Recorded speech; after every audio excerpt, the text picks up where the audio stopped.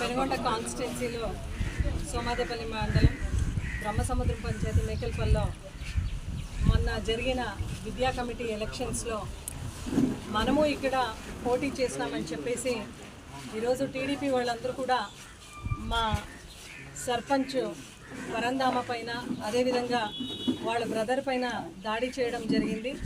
ఎంత అమానుషంగా వాళ్ళు దాడి చేశారంటే బ్లేడ్ తీసుకొని ఇక్కడ కోసినారు. అంటే పోటీకి ఎందుకు వచ్చినారు అన్నట్లా సిద్ధిలింగప్ప అనే వ్యక్తి టీడీపీ వ్యక్తి ఇక్కడ ఆయన టీడీపీ కన్వీనరు ఆయన వచ్చి ఇట్లా దాడి చేయడం ఎంత మాత్రం సమంజసం అని అడుగుతున్నాను. ఉబ్బరకి చెందిన మన సర్పంచ్ అంటే బీసీల పైన బీసీ సంక్షేమ మంత్రిగా ఉన్న సవితమ్మ ఇలాకాలో ఈ దాడి జరుగుతూ ఉంది అంటే ఆమె బీసీ వెల్ఫేర్ మినిస్టర్గా ఉండి ఏం సాధిస్తూ ఉంది అని ఒకసారి అందరూ కూడా ప్రజలందరూ కూడా ఆలోచించాలి. ఎప్పటి నుంచి